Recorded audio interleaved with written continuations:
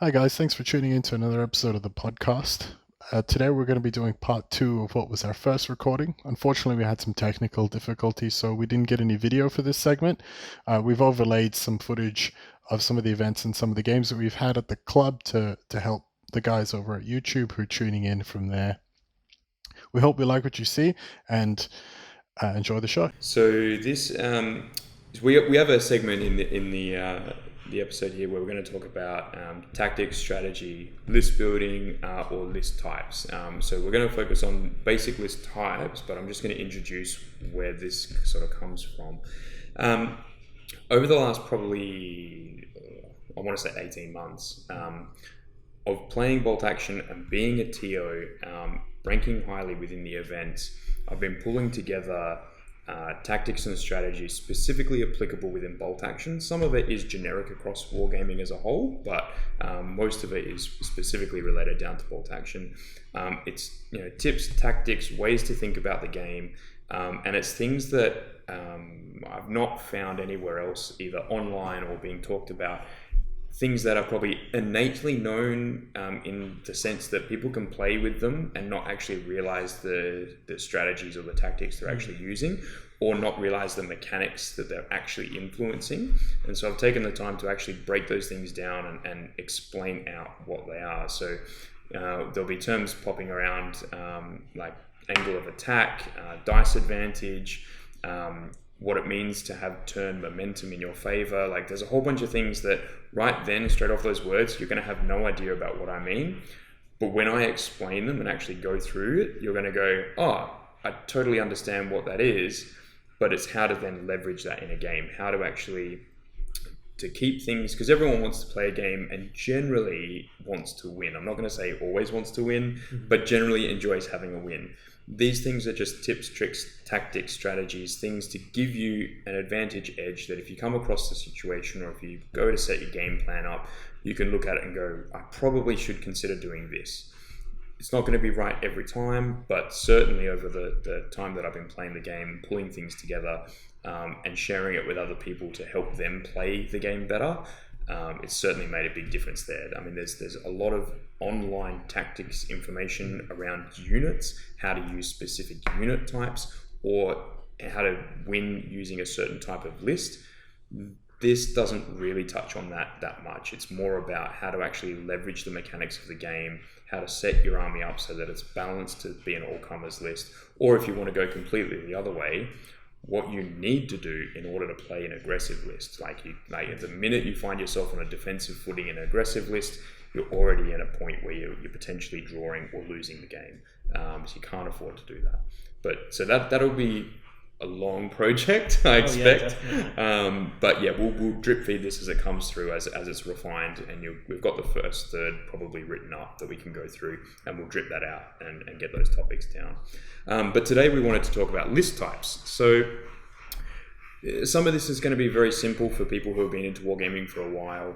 Some of it is going to be potentially a little bit new about how to think about it. But you have essentially three main types of list. You have an aggressive list, a defensive list, and a balanced list. Every other type and subtype of list actually fits into one of those three categories. Obviously, an aggressive list is pushing up, applying pressure, and breaking your opponent.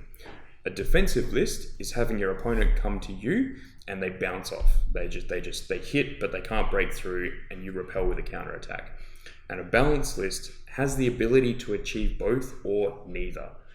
So it's the or neither part is actually the important part, because you're balanced enough that you can build and play your strategy on the fly. So whilst those are the three different types, there's also other terms like Gatekeeper is probably one of my favorite terms. Gatekeeper lists are ones that specifically it focuses around events, where you have a particular list at that event that if you come up against it and if you can't beat it, it's going to stop you hitting the top podium spots or the highest ranked general or the best minor nation or whatever the award is from a generalship side that you're trying to get. That's going to stop you. the thing that people obviously put it in this box where they go, it's just generalship, it's just how I play the game, it's just... No, it's not. A Gatekeeper list actually expands out into your theme, your composition, how well it's painted and presented, because it's just a different form of Gatekeeper. So we have one of our local hobbyists, Brad Warnock. Now, he is absolutely fantastic at presenting a scene on his theme boards and his displays, and his painting standard is quite high. It's very effective at conveying scene, and his display board where he did the paratrooper drop with the model kits coming off the blackboard, that was insane. It looked awesome. If you want to compete in that category, Brad's list is a Gatekeeper. Like it will always be a Gatekeeper, because the way that he builds, and he really enjoys that side of the hobby. So part of a Gatekeeper list is understanding what you're going to compete against. And so, if you're wanting to go for those podium spots, again, everyone likes to win. Let's not kid ourselves. It's you play a game because you want to be able to win. But you've got to know what competition you're up against, and you've got to know what are those benchmarks that you're going to need to hit. So if you do a themed list that sacrifices a little bit of your theme because you really want to run 15 Japanese bamboo spearman squads, that's not really a theme. It did happen. I'm not going to deny it that it didn't happen, but it's not really a true theme. It's there's no full account of where an entire massed bonsai charge was done using bamboo spears and artillery for support. It didn't happen. I'm sorry. If you can prove me wrong, submit it through to the channel. I'm happy to eat crow. But I will just give you a caveat, not on that specifically, but generally. One of the things that I've recently come across, a lot of people saying, people who are much more well-versed in history and technical details than I am, never say never. Somebody at some point, it's just because of the sheer number of internet and how grand scale all of these events were, and now that we're finding how well documented they are, somebody at some point will find the definition of mast and the definition of bonsai charge. Yeah, that is fair. And they will find the event. Was it often enough to be considered a theme of the army? That's maybe where I'm coming from. So, an armored mobility list using German half-tracks, like the German pioneers, that was a battle doctrine. That was something that they did. They were mounted, they were mobile, and it was effective. And they did it in the early war, and they went all the way through to the late war, still maintaining that doctrine and really refining it down to a real pinpoint accuracy where they could be well trusted to be able to achieve an objective. That's a thing. The Panzergrenadiers actually did something really similar. They originally were using just the half tracks for mobility, and then later in the war, particularly as sort of the Eastern Front started advancing, the doctrine changed and they were encouraged to fight mounted. And so you would actually just have a squad or a group in a half track, and they would use the half track as a mobile trench, and they would just shoot over the top, fire from the half track. And you see that, and I'm not sure if they learnt it from the pioneers or if it was their own internal sort of revelation. I suspect, considering how siloed the German army operated, there was probably a lesson that they had to learn themselves again. But you're absolutely right with those themes. It's not necessarily about being true to a specific event or something like that, but it's about capturing spirit. And that's sometimes hard to distill if you're not so familiar, but it's about capturing spirit. It comes, the easiest way is when you research your army, right? And not everyone does that, and admittedly I haven't done it for all the armies that I have either, but there are some, like my Soviet NKVD, where I did do the research and go, no, I want it to be this time period, I want it to be this sort of a force, and and that's why they don't have any armor. They don't have they don't have anything higher than a light anti-tank gun. And you sit there and you go, but it was like 1939, so the Blitzkrieg was well underway. So like when I go face in a tournament and I kind of there's a Panzer II.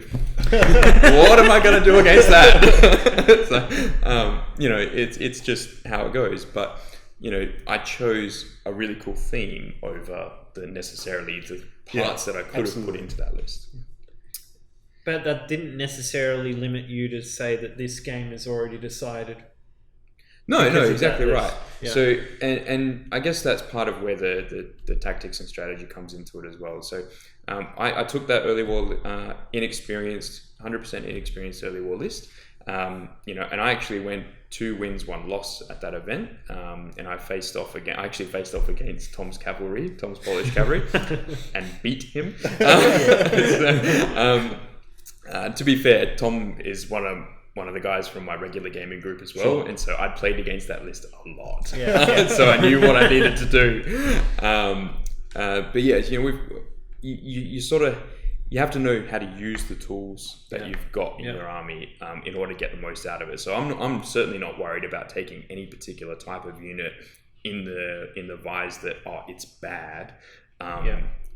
No unit is actually bad in bolt action, right? That's right. Like, and I think anyone that tries to tell you that a unit is bad just simply doesn't understand how to get the most out of that unit. And yes, it may not be as effective as a different unit, but that's actually a different question. Yeah. It's not the same. Or it might not fulfill a niche within a list. Yes. And so, and just to sort of touch on this and back up it, for those who aren't familiar with wargaming, typically what happens at an event or if you're having a friendly game with your opponent is that you will not only just agree on a date and time that you'll play, but you also agree on how many forces you're going to bring.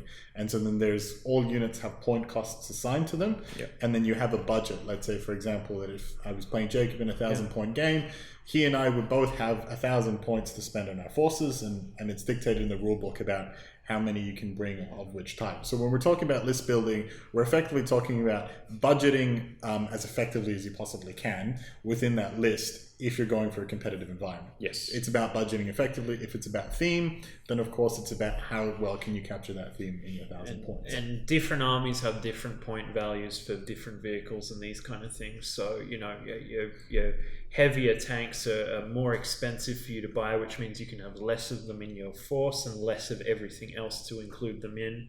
And on the flip side, M4 Sherman is going to be pretty much one of the most well-priced tanks because I think it's a medium tank, and it's doesn't have the biggest guns. It can have big guns, but it doesn't have the best armor. But that means that American player can have more troops within the points limitation that you've set. So if you think of it in a sense of like a video game, maybe you're playing an RTS and everybody's being given $10,000 cash, and both forces have different troops that they can pick and choose within that pool of money that they can spend to make their force composition, and you can choose on how you want to do that. So some lists allow you to have a lot more infantry than others, some lists allow you to have more vehicles than others, and most a combination of the two,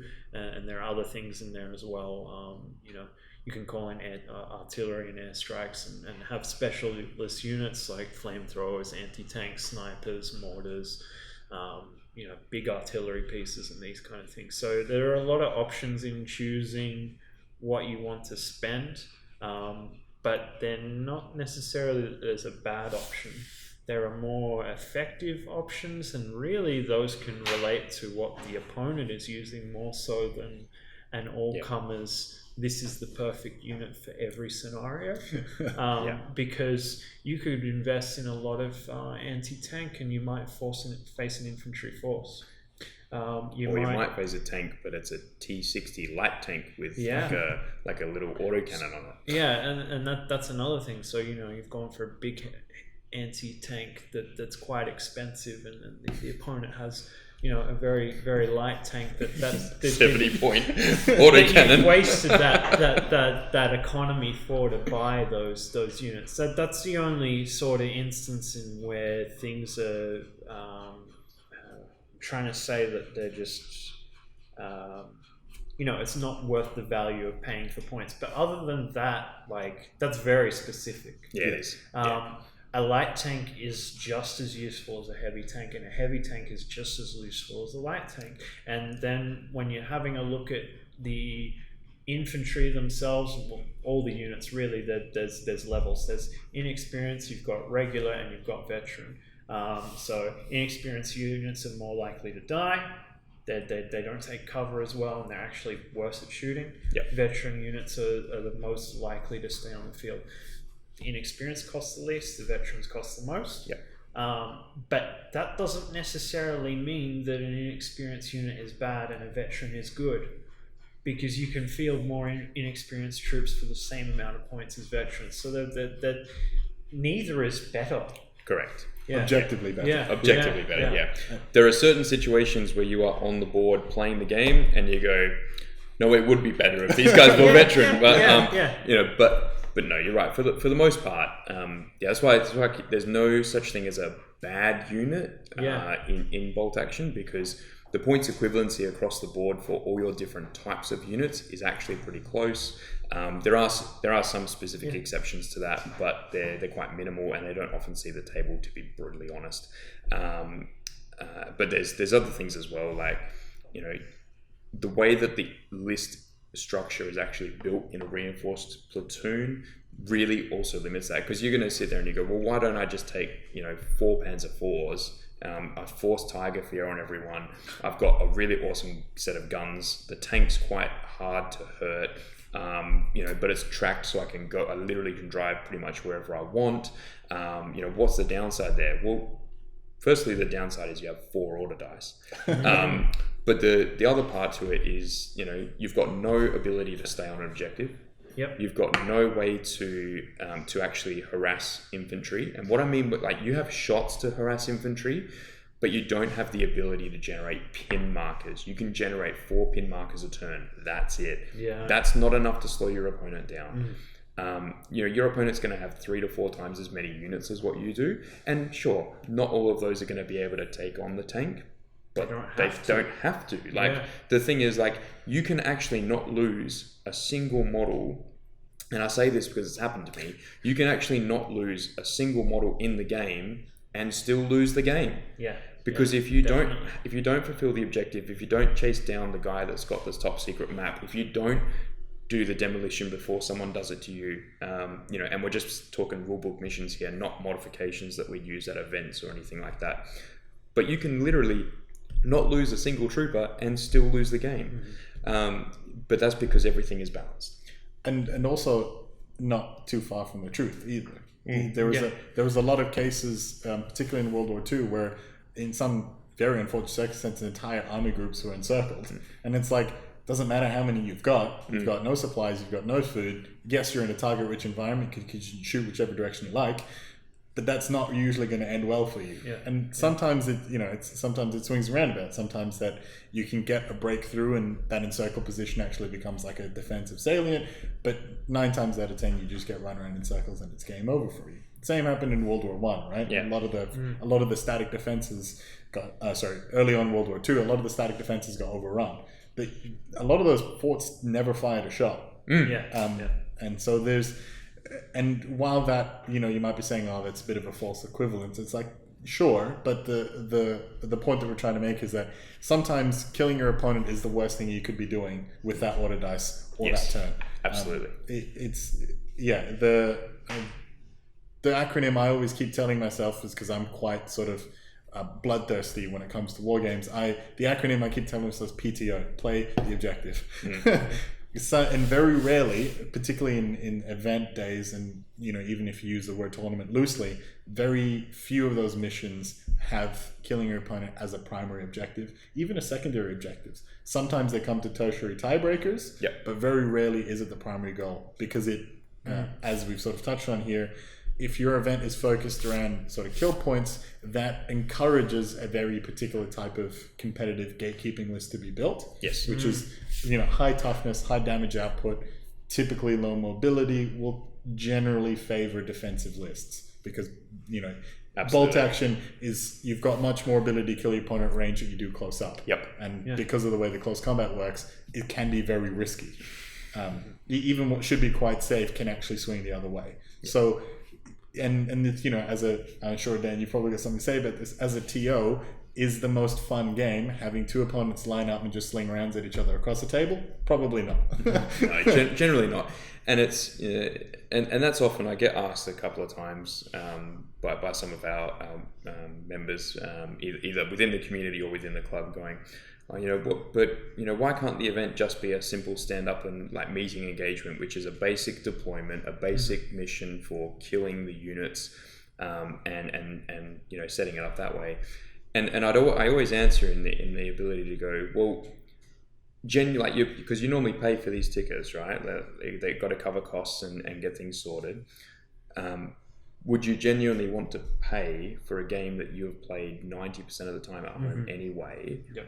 Or do you want to play something different against a different opponent with unknown terrain where you actually challenged a little bit to play a good game? And the point is to have fun. And I would almost argue that you can't have fun if you just play the same thing that you always play. You need to be willing to flex a little bit.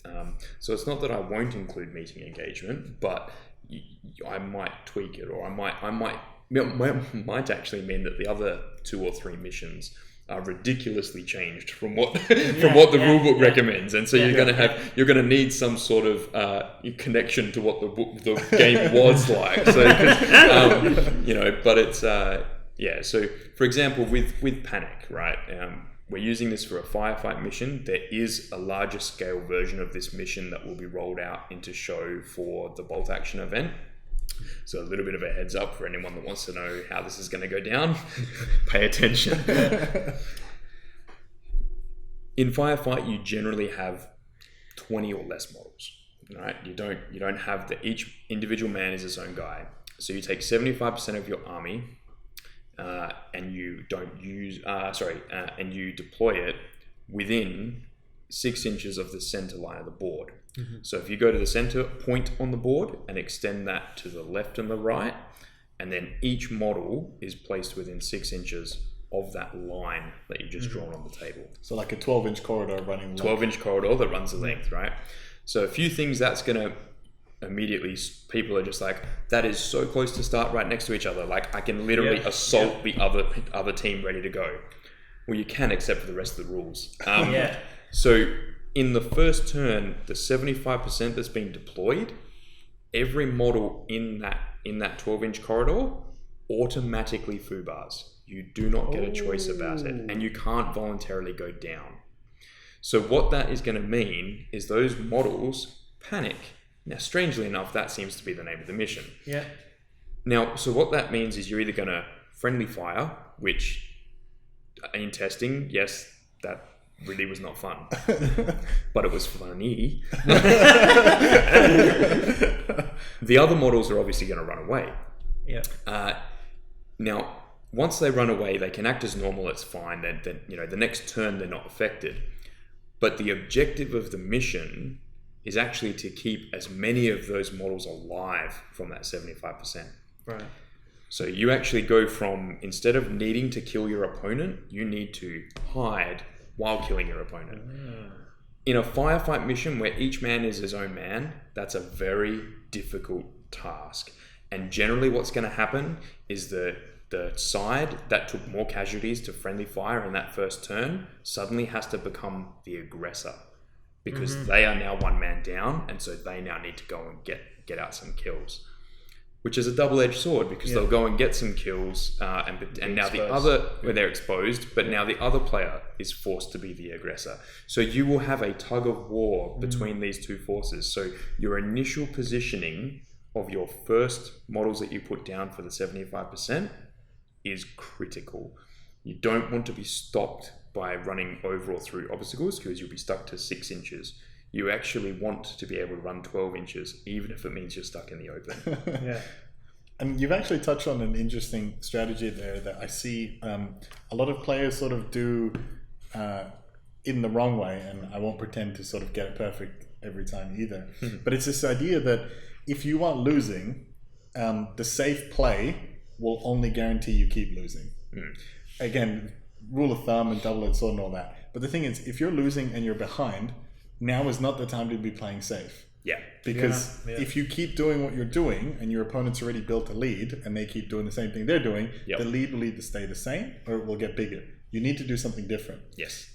Now, if you're talking about, a very detailed tournament point system where how much you lose by is important, then you have to think about it differently. But generally, if you're just going for win-loss, which I think is the general rule of thumb, you need to start doing something different, and you need to start doing something risky. Things you wouldn't normally do, because what you're doing now hasn't worked. And also you've got this other side where people will get a small lead and then they immediately take the pressure off. Like, even if you're talking about playing a balanced or a defensive list, when I'm talking about aggression, I'm not necessarily talking about, moving forward or not being defensive, but you need to apply pressure, constantly be applying pressure. If you've got a small point lead and your opponent wants to win, they're going to start playing risky, which means they might be able to risk a big point swing, which means your small lead's now useless. So what you need to do is you need to keep applying that pressure and keep getting that lead, make that comfort zone bigger. And then you can start doing some stupid stuff if you wanted to. You see it a lot in sports. And sometimes you don't see it often enough in sports. But that's, if you want to try something stupid, get a big lead first. But if you're already losing, now's the time for stupid. Because you thought it was stupid and you're now losing. So now it's time to rethink about what you think is stupid. And that's exactly right. And you've actually touched upon what I referenced as turn momentum. So I'll definitely be able to cover that in depth later on down the track. But it's exactly those sorts of concepts and how to understand when your momentum is going in negative. So you actually need to pick it up. And rather than, because normally you don't notice when you're in positive momentum because everything's going swimmingly. I'm beating the daylights out of my opponent. This is fantastic. I don't need to 100% make sure that this unit's on that objective until right at the very end where your opponent's actually closer and you lose. There's a few things there that go into that, but no, that's a good point. Definitely. Just thinking of those moments where I've charged an assault squad with a sniper and won. Sometimes those things are the right decision to make because, how much impact is that sniper going to have? It's going to take out one lone soldier every turn. So what, 6 for the game? May as well see what he can do. And if you're lucky, you'll get a team or something. But next minute. So true. So true. And it's the same thing that you have to take the play, and this is this is something else that I so struggle with playing some other like competitive video games and other environments. You cannot associate the outcome with whether or not it was the correct decision.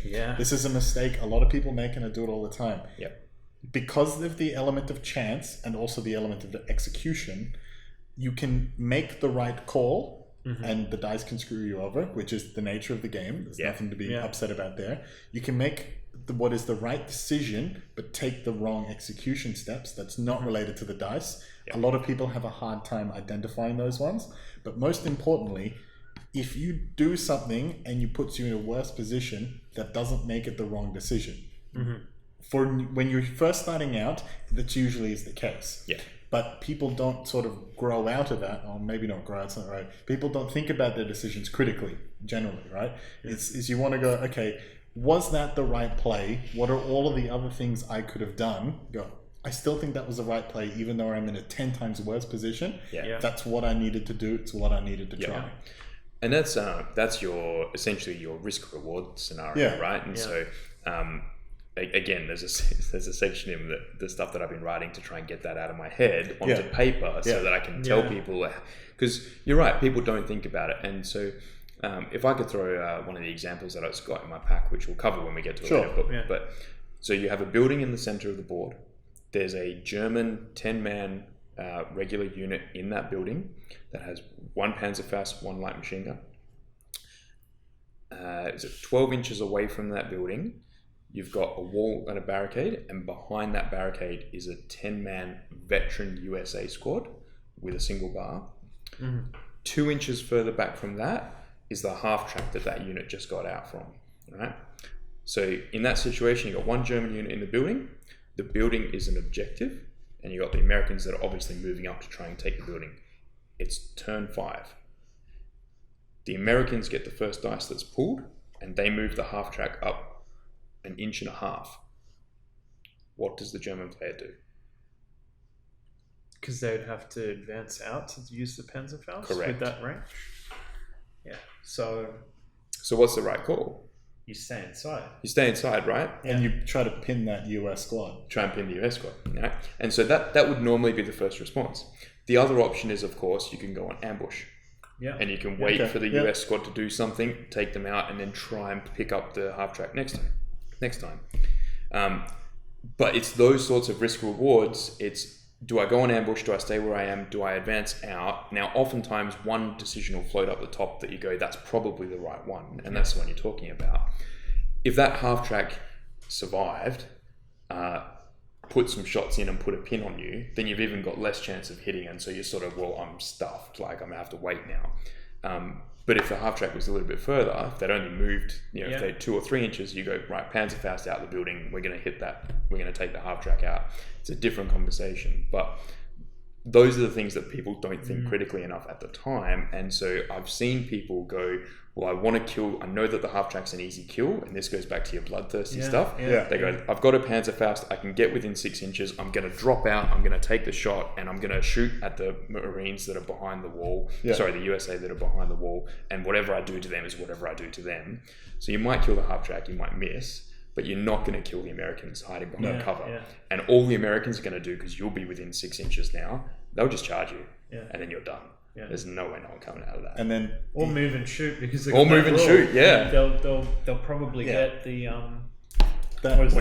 point blank. And that move and shoot brings me to something else. A lot of the times when you're list building, is you might end up in a situation where if you're looking for something that's going to be competitive and effective, right, the first thing you should be doing is, what are the national characteristics? How do I utilize them?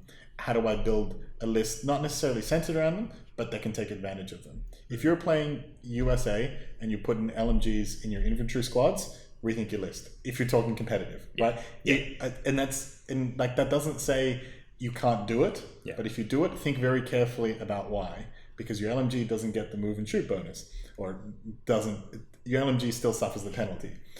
And so, but if you're talking about thematics, now's the time to ignore your national characteristic. And that you have to sort of be honest with yourself. If you're going for an effective, efficient list to try to win the day, not necessarily win at all costs, but if you want to go in and go win, use the national characteristics. It's part of the balance of the game. It's the thing that makes your army your army.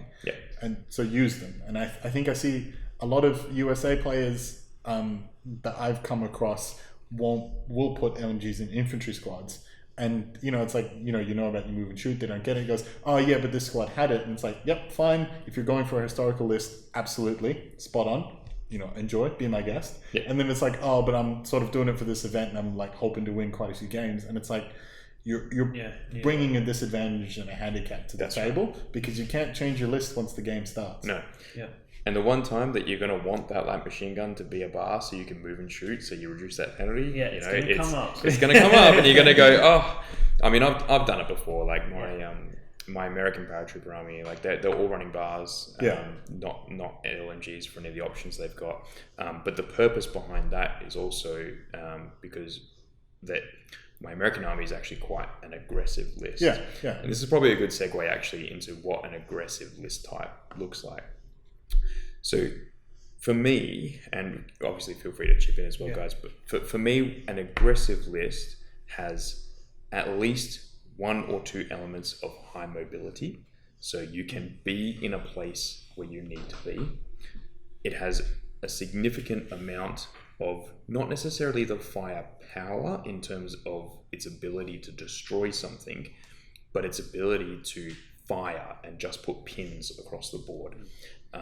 And the third thing that it needs to be is compact. So you actually don't want your aggressive list to have 150 dudes in it. Like, that's because generally what you'll find with your aggressive lists is they tend to be regular or more frequently veteran, because they have the ability to survive the damage that comes back at them.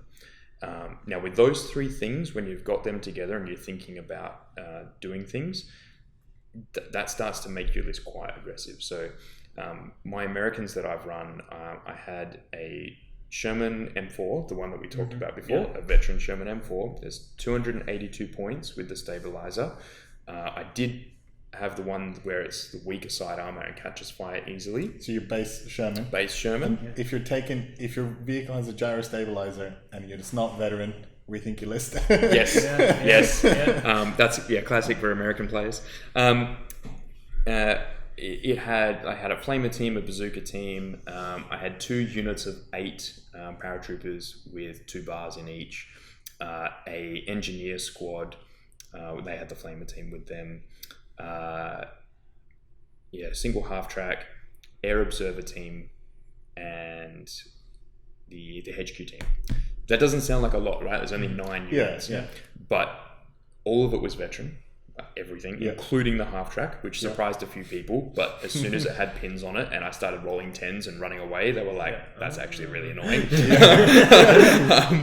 But it also made the big difference for when it was getting shot at, because the engineers were in it with the flamer, and generally the bazooka team as well. So they're going, I want to kill that thing. Yeah.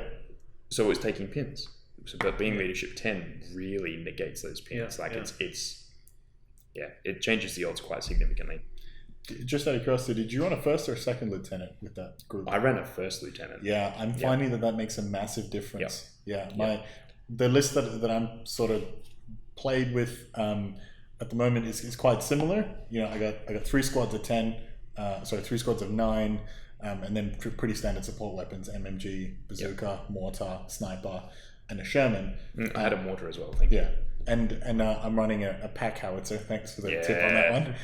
But what I find is that if you keep, not necessarily in a complete bubble, but if you keep your officer, your first lieutenant, in a position where he can make it, if you're expecting a lot of pins, keep them next to each other. You got the +2 from the lieutenant, you got veteran guys, you are not running. You're not losing models. You are fighting tooth and nail for every inch that they want to grab. And it's absurd how tough you can be in any given position. And that's pretty much how it ran. So the mobility aspect of my list, obviously I've got an M4 that was running around. I had a half track with an engineer team that was running around with a bazooka. So the bazooka gave me a 30-inch range to drop a tank. The threat radius, The flamethrower was the infantry support in case something came, or tank support, to be fair, if something came after the half track. The M4 was tank hunting. But then out of all of that, you go, well, where is the other mobility elements of my army? The American National Rule, move and fire for carbines and bars. So all the other 16 sort of models that were around, I used Snap 2 with the first lieutenant, and both them and the lieutenant, they would just start running across the border. I'm not talking advancing 6 inches. For the first turn, they ran 12. So I had my entire line repositioned 12 inches, unless it was a fixed support team or the air observer. Now the air observer, and Jacob was actually on the receiving end of that. This one a few times. Out of the event that I went and played at in particular, where I designed this list, Jacob probably actually had the worst receiving end possible, and it was pretty rough. I had the mission parameters gave us a free artillery bombardment. I was able to combine the free artillery bombardment and both my airstrikes over successive turns within the same patch of area where Jacob's army got pinned from the first artillery bombardment. So at the end of the third turn of stuff coming in and getting pins on it, literally things were getting pinned out of the game that were veterans. I was accumulating 10 pins on things and they were just popping. And meanwhile, my infantry are in the backfield laughing their heads off. They thought it was so funny.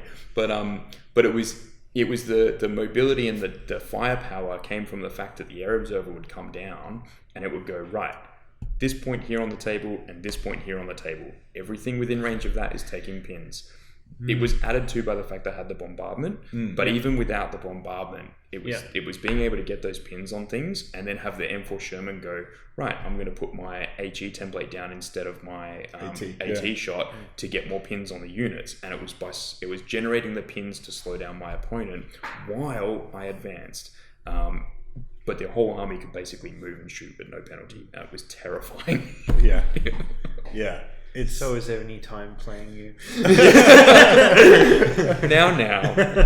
It wasn't as bad as the doubles game where we taught Dan how to play. So if we're talking aggressive lists, let's try to sort of distill that example into some principles here. I'm reading high mobility. Yep. You're talking high toughness. Yep. And you're not necessarily talking lethality, but you are talking about ability to generate pins. Yes. And I think that's a distinction that I found quite challenging coming to bolt action. Yeah. I'm used to things like 40k and some other game systems that if you hit, you're going to do some pretty decent damage. Yeah. Not always true in bolt action, and sometimes and often the pin is worth much more than anything else. It's something that I've sort of learned, and I know I still need to learn some more. But that's a distinction that we really sort of want to crack home here with this aggressive list. Yeah. And here's sort of something that might surprise people is like, Dan, is one pin on a unit ever good enough? It can be. And when it needs to be. Yeah. Look, but I think that's and the fact that you answered it can be not yes sort of brings about what I was trying to say. Yeah. Is that one pin is an order test and nothing else. Yes. Yep. Yeah. And the thing is, so I've had games where just having one pin on one of my units has held the unit there for 3 turns because they've failed their order check. That can be enough. That can slow down that flank, that center, that that particular key unit. That, like, for example, a flaming team's a classic, right? Flaming team gets a pin on it. Gonna go in. I'm right there. Roll. That's an 11. Oh, okay. Next turn. That's a 9. Well, now they've got 2 pins, so I still don't pass. Yeah. Oh, okay. Now they're dead. It can be enough. Now, you're absolutely right in what we're talking about with the pins versus the lethality. So when I build my lists for an aggressive list, I don't look at how many models can I kill. So it's rare for me to use a heavy weapon, like a heavy mortar or a heavy howitzer. It's rare for me to use a heavy weapon of any type. I generally would try to stay away from some of that stuff, partly because of the points cost, but partly because the pins that they generate per shot actually don't work out as well as more stuff. Yeah. And that's very tricky, because if you roll 3 6s on that heavy howitzer, you've generated 18 pins, and it's pretty hard to argue that was effective. But if you roll 3 1s, it's not fantastic at all. Yeah. My preference, if I have and what I used with that American army in the event, I tried to get at least 2 pins on a unit before reallocating my target priority. And that's because it stalls them for an additional turn, but I had the movement to be able to make that work. I also had the airstrike that really made that work. Okay. Yeah. But it really, you don't have to kill something to slow it down. And oftentimes, if you can slow a unit down in bolt action, that will normally lead to its death. Yeah. So if you can slow a unit down enough that it's stuck, you can then do whatever else you need to and mop them up later. Yeah. And that's why, you then get into the staying down to drop the D3 pins at the end of the following turn, or the rally order. Yeah. And predominantly in almost all circumstances, when I was using that American list, I always rallied as soon as I got 3 pins on something, because I went 3 pins puts me at 7s. That's about 50% for my 2D roll. I'm not interested in that whatsoever. I'm just going to take the free rally order on leadership 10, and I'm going to drop as many pins as I can drop. Yeah. And what that meant was the turn afterwards, I was mobile again, and I was able to start moving around and getting those pins off. There's a lot to be said for, again, I've got a whole section on pin management in the strategy article, because it is a key mechanic in bolt action. And it's the idea that an enemy is so suppressed that they actually can't move. It's not that they're not keeping their head down. It's not that they're not looking. It's that they're so suppressed that they actually, they can't move away from the place of where they are. And so whether they've hit the dirt or they're in a ruin or they're out in the open, they're just, regardless of how well trained you are, if you're a veteran and you are still suppressed to the point where you can't move, you can't move. That's what it's not because you're not listening to your orders or anything. Yeah. It's like there's a machine gun going right above me, and I'm on the crest of a hill. I can go backwards. Do you want me to go backwards? Like, it's also really important in this game because you're making that player who has the pins make a decision. yes, Yeah. Do I want to go down so I can keep this unit alive, or do I want to rally it so I can actually use it next time? yep, And that sort of brings me back to that sort of risk reward play. Yeah. Yep. Sometimes if you're down to 3 pins, and the reason you're on 3 pins is because you've got an enemy unit with 5 assault rifles in 9 inches of you, it's like sometimes going down or like rallying right there is the worst thing you can do. Yeah. Because they're just gonna obliterate you it's again. gonna unload. Yeah. Yep. So, and yeah, absolutely. Like the pin management is really important, but I think a lot of times people get sort of like siloed. It's like, okay, so I've got pins, now we've got to think about pin management. And it's like, no, you have to think about, if you want to keep that unit alive, sometimes the worst thing you can do is rally. Yes. Yeah. It's the whole thing. You got to think about the whole thing. Yeah, I've been trying to go for an aggressive list lately. The DAC, I'm just chucking more and more vehicles into them, and I'm like, it's going to be fun to be up the board right in the combat right there and then, but I'm really struggling with the positioning of those vehicles. Yeah. It makes better sense for me, based on non-aggressive lists, to hide these vehicles behind ruins and buildings that are out of line of sight. They never get in the position that they need to go. They're not aggressive anymore. Has anyone spotted Jacob's error? Yeah, look, it's I was actually going to ask you. It's tough to do in the table on the game. It's very hard, because naturally you want to protect your assets in the list, right? And transports are a big asset. You also, because you can't guarantee, like in some other games, you can't guarantee the safety of first turn. You can't guarantee the safety of long range fire. But an aggressive list, potentially the fourth part that we've talked about it, but we haven't really nailed it in, but potentially the fourth part of an aggressive list is you have to be able to take a high risk, high reward attitude. And that's actually quite difficult to do for some players because they're used to being able to play defensive or risk management. So you go, I can mitigate my risk by moving this unit back here and waiting for your turn because I've got the time to spare.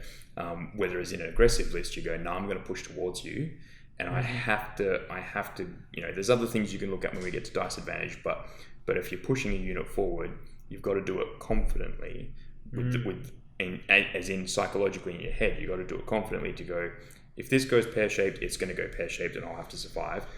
But I'm doing this with the intent that this unit is going to get out and do something over there. Yeah. But oftentimes, if you are hiding your vehicles either behind buildings or behind walls or behind hedges, you lose some of that aggression because you're slowing those units down. And it's...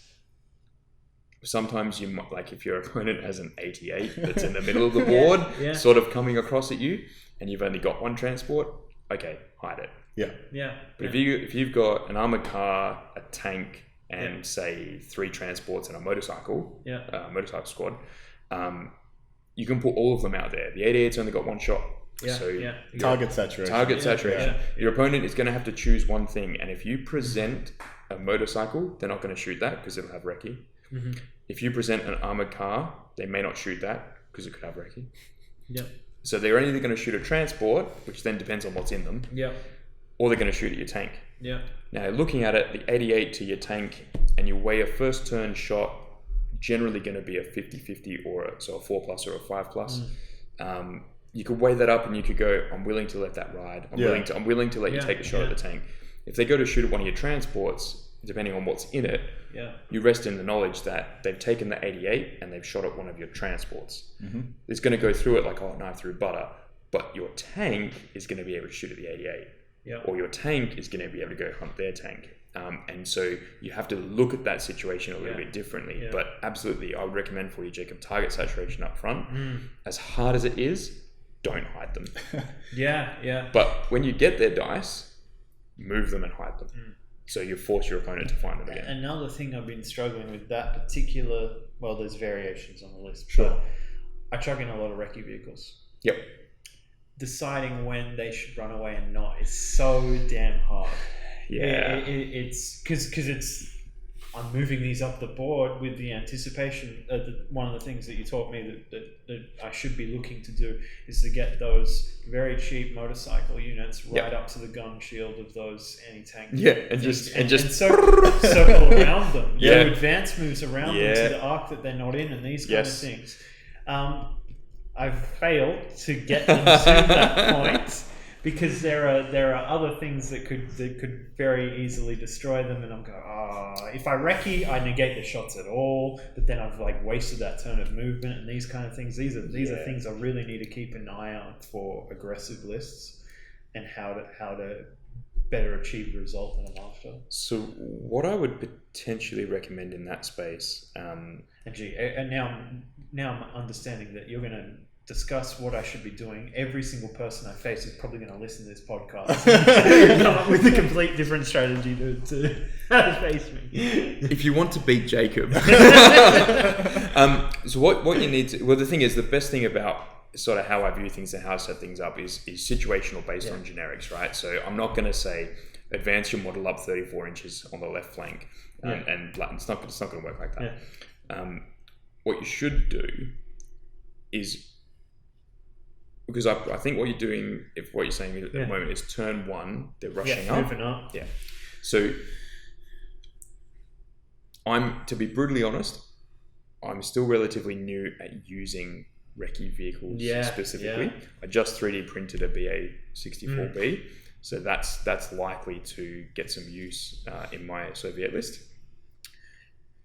My watching it, fighting against it, and obviously reading the rules, I've done that plenty. Recce Vehicles to me have been most annoying when they do their zip up at the end of turn 2. So turn 1, they actually sit and hide on the wings towards the center of the board to give your army a chance to advance up to support them so they don't become an easy target on turn 2. At the end of turn 2, they make their run and their dash out onto the battlefield proper, or they go, right, I want to draw your fire in turn 3. And then so at the end of turn 2, you set your play up, and in turn 3, when they go, like, they're going to be presented with a target in the open right away, and 9 times out of 10, the first thing they're going to do is go, tank Recce Vehicle, and you're going to go, sweet. That's exactly what I wanted. And you take it straight back to where it was in turn 2, which was out of sight or hiding or out of range, and you go, done. Like you've wasted your tank's activation, and then your tank counterattacks. So that sort of touches on another principle which I've seen other people use Recce Vehicles. I'll also caveat, I don't use Recce Vehicles. I haven't come across them a lot, but there was a pair at Dueling Aces at your event, Dan, that used them really effectively. Is having a pair of Recce Vehicles. And what you do is you move them together, or at least in mutually supporting like fire angles. And so what ends up happening is you're presented target saturation. I have to shoot one of these 2 vehicles. Generally speaking, most people will only bring one tank, one armored vehicle.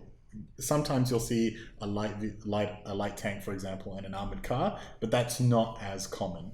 Generally, people will bring like a bigger toy. And so then they go, okay, I've got to pop one of these 2 Recce Vehicles, or I have to pop both eventually. And so what they do is they will dedicate a shot to one of them, and they will either Recce or not. But then that other one has the free reign. Correct. But most importantly, if they're not like physically close to each other, but they're mutually supporting arcs, one of them will get side armor. And that's because generally speaking, Recce Vehicles don't have big guns. Again, generally, so you need to not get into a slugging match with a heavyweight. What you need to do is you need to find the angles and use them. And now, if that sort of worked out quite well for you, you've not only utilized your opponent's shot wastefully, but you've also been able to position accurately and in a beneficial position with your other vehicle.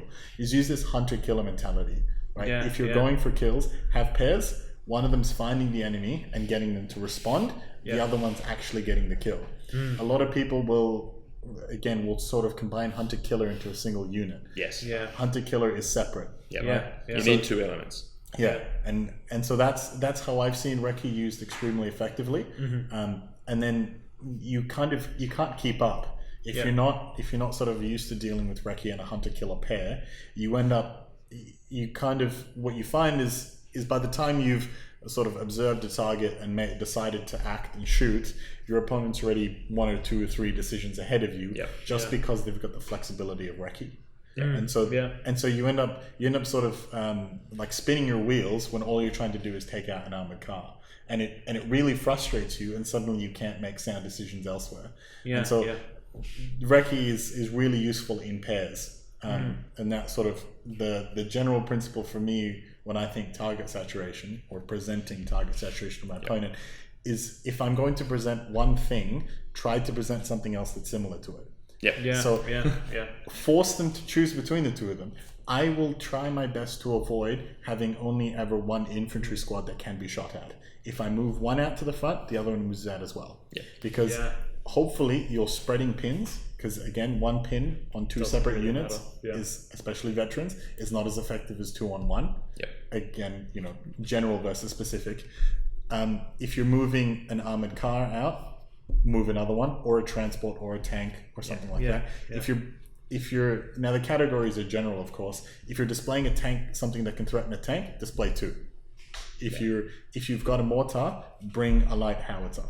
If you've got an MG team, bring 2 BARs in at least one of the infantry squad and have them both visible at all times. Because now your opponent is thinking, I need to get rid of something that can apply pins to infantry. Okay, I need to get rid of an MG. What MG do I get rid of? Do I get rid of the 36 like flat at the back? Do I get rid of this BAR team? Or do I get rid of that tank that's got 2 MGs on it? Or 3 because he stuck a pintle on top. Forcing target saturation, because generally people go, oh, but I can only take 1 tank in my list. It's like, right, but your opponents aren't threatened by tanks. Your opponents are threatened by weapon systems in any given unit. Right? Because a tank by itself is not threatening. If you had a tank with no ammunition, nobody would be scared of it. That's not the part that people are scared of. And so if you can present target saturation, is always a good idea, regardless of what list you're playing, I think. But also, if you can prevent target saturation and those units have Recce, you have a very difficult combination to deal with. So, for example, where you've just got currently the one motorbike car swap. I've been very cheeky. I've been using those Africa Corps lists, so the infantry squads have the motorbikes. Nice. And I'm chucking in an 8-rat as well. So I'm typically got 3 Recce vehicles. That's awesome. And then I'm flooding the rest with just half tracks and a tank.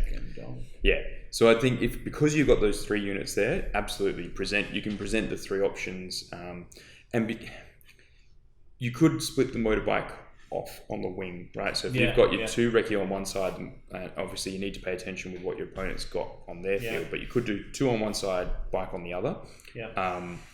My thought with the bike is, because it is more delicate in its constitution, it actually needs to be a turn behind the rest of your units, right? Because what you want to be able to do is come in around once they're already engaged and harass them with that machine gun.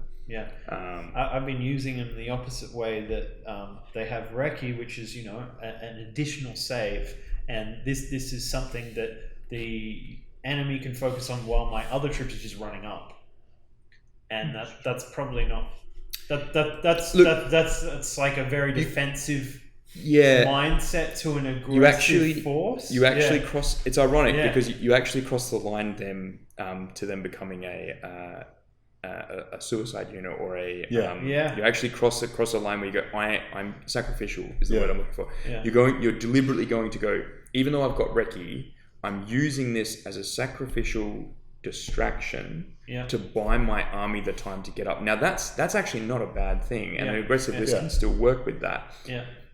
But you have to know that that's what you're doing, because what you expect the motorcycle to do is going to be different as if you played it as a flanker. It's going to be very, very different. So, but I look forward to probably seeing how you go because you obviously wanting to build with the list. You want to keep going. So you have to keep us in tune of your progress. Definitely. How you're going. I think, just to touch on that, is like, if you've played a list and you've only played it once and it's worked, that's luck. If you've only played a list once and it hasn't worked, that's also luck.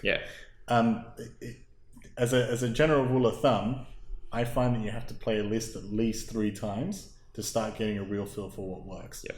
And there was an interesting sort of subtext to what you're saying about aggression there. Aggression doesn't mean turn 1 aggression. Correct. It doesn't mean early game aggression. Yeah. It means having the ability to be aggressive at the right moment. Yep. So it's having like a coiled spring. It doesn't mean you just launch straight away. Sometimes it's exactly what you need to do. Yeah. But sometimes it's about setting not necessarily a trap, but putting yourself in a position so that when the opportunity presents itself, you can be hyper aggressive. Yep. You can really just explode through an opportunity that you see. And sometimes